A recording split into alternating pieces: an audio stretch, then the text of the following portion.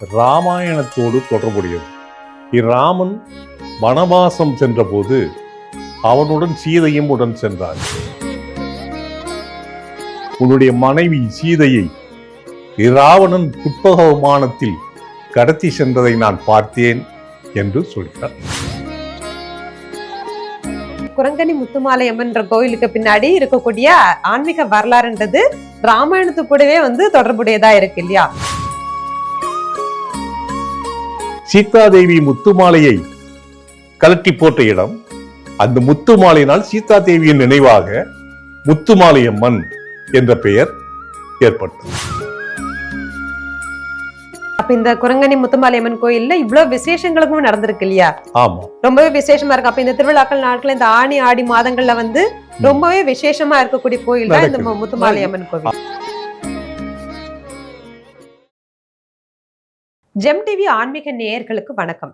இன்னைக்கு ஆடி ஸ்பெஷல் நிகழ்ச்சியில நம்ம பார்க்கக்கூடிய திருத்தலம் ஒரு குலதெய்வமா வழங்கக்கூடிய ஒரு திருத்தலம். இந்த திருத்தலம் எங்க இருக்குன்னா தாமிரபரணி நதிக்கரையோரத்துலதான் இந்த திருத்தலம் இருக்கு. இந்த திருத்தலத்துல நம்ம வேண்டிக்கிட்டோம் அப்படின்னா குலதெய்வமாய் காக்கும் தமிழக மக்கள் மட்டும் கிடையாது, உலக மக்களையுமே குலதெய்வமா காக்கக்கூடிய குரங்கணி முத்துமாலை அம்மன் கோயிலை பற்றியதான் நம்ம இன்னைக்கு பார்க்க போறோம் இந்த நிகழ்ச்சியில. இந்த கோயிலுக்கும் ராமாயணத்துக்குமான இருக்கக்கூடிய சம்பந்தம் என்ன, இதை பத்திய இன்னும் பல்வேறு விஷயங்களை பத்தி நம்ம கூட விரிவா சொல்றதுக்கு வந்திருக்காங்க எழுத்தாளரும் ஆன்மீக சொற்பொழிவாளருமான செந்தூர் நாராயணன் அவர்கள். வணக்கம் ஐயா. வணக்கம். சொல்லுங்க, நீங்க இப்ப குரங்கணி முத்துமாலை அம்மன் கேட்கறதுக்கு பேரே கொஞ்சம் வித்தியாசமா இருக்கு இல்லையா? நார்மலா நம்ம ஒரு அம்மன் கோயில் அப்படின்னா மாரியம்மன் கேள்விப்பட்டிருப்போம், மாரியம்மன், முத்தாரம்மன், காளியம்மன், இந்த மாதிரி எல்லாம் கேள்விப்பட்டிருப்போம். இந்த குரங்கணி முத்துமாலை அம்மன் அந்த பேரே வித்தியாசமா இருக்கு. அந்த கோயிலோட பேரை பற்றிய வரலாறு சொல்லுங்க ஐயா. ஜெம் டிவி நேயர்களுக்கு வணக்கம். குரங்கணி முத்துமாலையம்மன் கோவில் ராமாயணத்தோடு தொடர்புடையது. இராமன் வனவாசம் சென்றபோது அவனுடன் சீதையும் உடன் சென்றார். சீதையை இராவணன் கடத்தி சென்றபோது அவரை தேடி ராமனும் வானர படையினரும் வருகிறார்கள். அப்படி தமிழ்நாட்டுக்கு வருகின்ற பொழுது ராமன் காலடிப்பட்ட இடம் பல உண்டு. தனுஷ்கோடி கோதண்டராமர் கோயில், தேவிப்பட்டணம் கோயில், வடுவூர் கோதண்டராமர் கோயில், இப்படி பல கோவில்கள் உண்டு.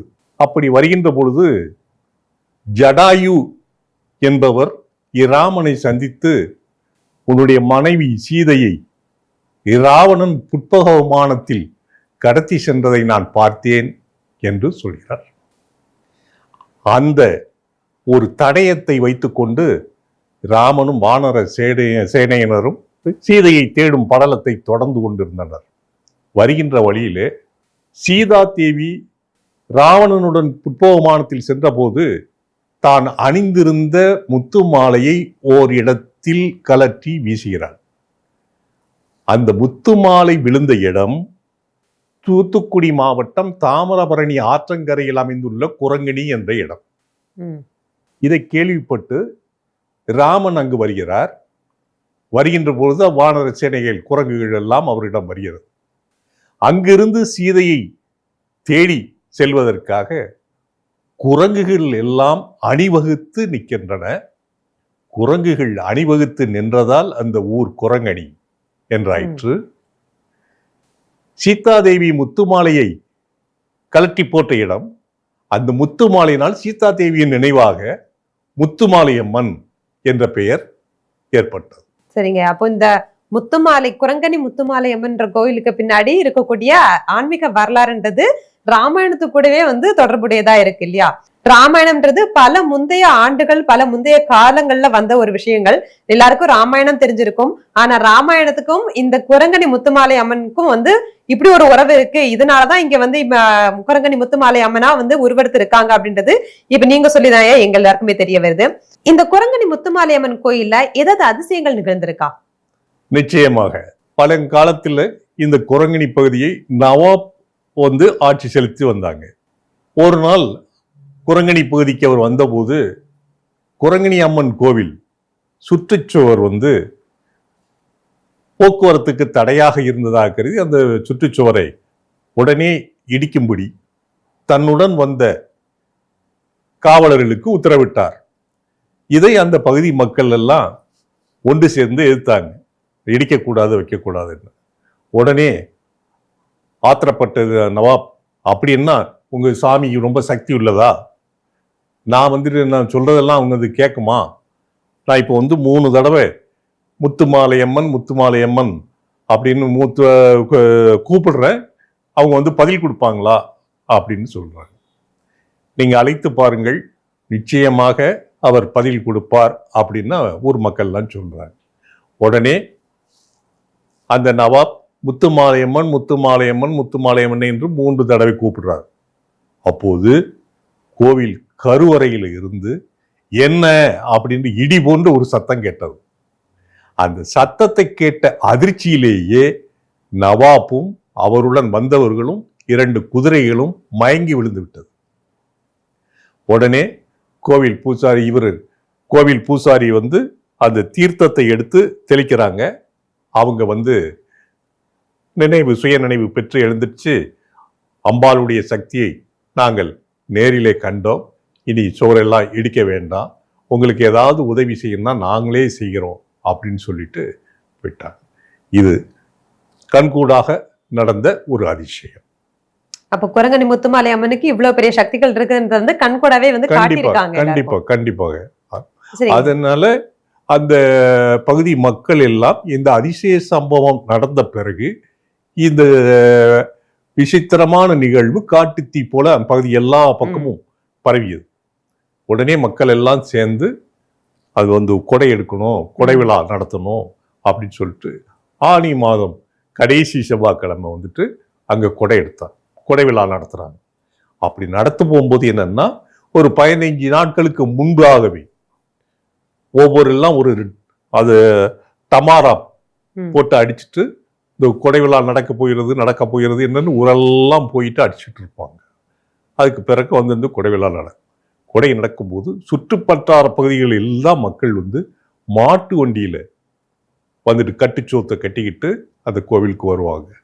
கோவிலுக்கு அந்த தாமிரபரணி தீர்த்தத்தில் நீராடி அன்று முழுவதும் தங்கி இருந்து ஆடு எல்லாம் கொண்டு வருவாங்க. ஆடெல்லாம் வெட்டி பொங்கலிட்டு வழிபட்டுட்டு அப்படி போவாங்க. இது ஒரு அதிசயமா தூத்துக்குடி மாவட்டத்தில் இந்த கோவில்ல ரொம்ப பிரசித்தி பெற்றது. அப்ப இந்த குரங்கணி முத்துமாலையம்மன் கோயில்ல இவ்வளவு விசேஷங்களுக்கும் நடந்திருக்கு இல்லையா? ஆமா, ரொம்பவே விசேஷமா இருக்கு. அப்ப இந்த திருவிழாக்கள் நாட்கள் இந்த ஆணி ஆடி மாதங்கள்ல ரொம்பவே விசேஷமா இருக்கக்கூடிய கோயில் தான் இந்த முத்துமாலையம்மன் கோவில். அது மட்டும் இல்லாம இந்த அம்பாளுடைய அருளாட்சிக்கு இன்னொரு சான்று என்னன்னா, அந்த கோவில் பக்தர் பூசாரியினுடைய கனவுல போய் இந்த தாமிரபரணி ஆற்றுல என்னுடைய சீடர் ஒருவர் பெரியசாமி என்பவர் மரக்கட்டையாக வருவார், அவரை நீங்க எடுத்து என் கோயில்ல எனக்கு வலப்புறம் அதை வச்சிருங்க அப்படின்னு சொன்னாங்க. அதே போல் அந்த பெரியசாமி என்பவர் அதை எடுத்துட்டு மக்கள்லாம் அதை எடுத்துட்டு கோயில் பக்கத்துல வச்சிருக்காங்க. இன்னொன்னு என்ன சொன்னா, அந்த நவாப் என்று முதலே சொன்னோம் இல்லையா, அவர் இந்த அம்பாளுடைய சக்தியை பார்த்து மெய் சிலிர்த்து 2 மண்ணால் ஆன குதிரைகளை கோவிலுக்கு காணிக்கையாக செலுத்துறாங்க. அந்த குதிரை இன்னும் கோயில் வளாகத்துல இருக்கு. அப்ப இப்போ நம்ம போனா அந்த கோயில்ல அந்த குதிரையை பார்க்க முடியும் இல்லையா? ஆமா. அது மட்டும் இல்லாம தீராத நோய்ல இருப்பவங்க, கை கால்லாம் முடக்கம், குறிப்பா வாதம் நோயில் பாதிக்கப்பட்டு படுக்கையில இருக்கிறவங்க கோவிலுக்கு கை கால் மரக்கட்டையாக நான் செஞ்சு நேர்த்தி கடனாக செலுத்துறேன் அப்படின்னு வேண்டிக்கிட்டாங்கன்னா அந்த இதுல இருந்து குணமாகறாங்க. உடனே இவங்க ஆடி மாதம் கொடை விழாவின் போது மரக்கட்டையினால அந்த இதெல்லாம் காணிக்கையாக செய்து அதை நேர்த்தி கடனாக செலுத்துறாங்க. அவ்வாறு செலுத்தப்பட்ட அந்த மரக்கட்டைகள் கோவில் வளாகத்துல மலை போல குவிஞ்சுக்கிட்டு இருக்கிறத இன்னைக்கும் பார்க்கலாம். அடுத்தால கோவில் வீடு அப்படின்னு ஒண்ணு சொல்றாங்க. அந்த கோவில் வீடு அது தனியா இருக்கும். அதுல பூசாரிகள்லாம் அங்க அந்த அம்பாள் வழிபடுறது மாதிரி ஒரு உற்சவம் வச்சு வழிபடுறாங்க. தீர்த்தம் கோவில்ல தாமிரபரணி தீர்த்தம் வர்றாங்க. அங்கிருந்து தீராத வியாதி உள்ளவங்க கோவிலுக்கு போயிட்டு அந்த வீட்டில் போய் நின்று வழிபட்டாங்கன்னா அவங்ககிட்ட தீர்த்தத்தை தெளித்து சாம்பார் சாதத்தை வந்து அவங்களுக்கு பிரசாதமாக கொடுக்குறாங்க. அந்த சாதத்தை சாப்பிட்டாச்சுன்னா அவங்களுடைய வியாதிகள் உடனே பறந்தோடி போவதாக ஒரு நம்பிக்கை இன்னும் நிலவுகிறது. அப்போ குரங்கணி முத்துமாலையம்மன் கோயிலுக்கு பின்னாடி இவ்வளவு பெரிய விஷயங்கள், இவ்வளவு பெரிய விசேஷங்கள், இவ்வளவு பெரிய அதிசயங்கள் எல்லாமே நடந்துட்டு தான் இருக்கு இல்லையா இப்போ வரைக்கும்? இப்ப இந்த முத்துமாலையம்மன் கோவிலுக்கு எப்படி போறது? இந்த கோவில் அறுபடை வீடுகளில் ஒன்றான திருச்செந்தூர்ல இருந்து திருநெல்வேலிக்கு செல்கின்ற வழியில் தென்திருப்பேரை என்ற இடம் திருச்செந்தூரிலிருந்து ஒரு 20 கிலோமீட்டர் தூரத்துல இருக்கு. அங்கிருந்து ஒரு 3 கிலோமீட்டர் தூரத்தில் தெற்கு நோக்கி சென்ற குரங்கணி முத்துமாலையம்மன் கோயிலை சென்றடையலாம். இல்ல தூத்துக்குடியில் இருந்து ஒரு 15 கிலோமீட்டர் தூரத்துல ஏரல் அப்படிங்கிற ஒரு ஊர் இருக்கு. அந்த ஊர்ல இருந்து ஒரு 3 கிலோமீட்டர் தூரத்தில் போனாலும் குரங்கணி கோயில்ல நாம போகலாம். இந்த கோயில் வந்து இப்போ சென்னையில இருந்து போறீங்கன்னா புகை வண்டியில போகணும்னா திருச்செந்தூர் வரைக்கும் செந்தூர் எக்ஸ்பிரஸ்ல போகலாம், அல்லது முத்துநகர் எக்ஸ்பிரஸ்ல போய் தூத்துக்குடியில இறங்கலாம்.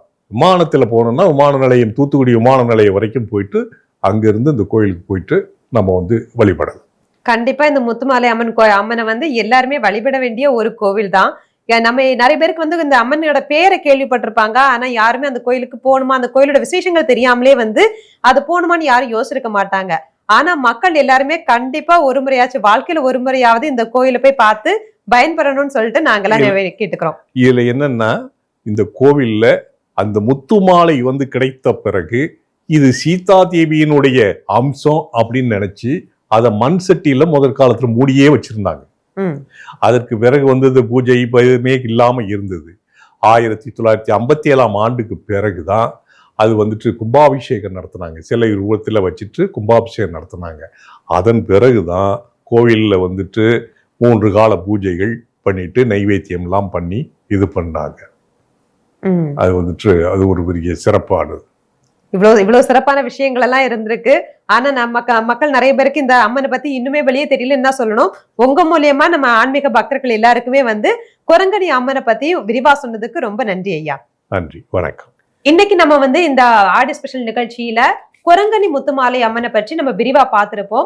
ஐயா வந்து நமக்கு எல்லாத்த பத்தியுமே சொல்லியிருப்பாங்க. அங்க நடக்கக்கூடிய விசேஷங்கள், அங்க என்னெல்லாம் அதிசயங்கள் நடந்தது, இந்த மாதிரி எல்லா விஷயங்களுமே நம்ம விரிவா பார்த்திருப்போம்.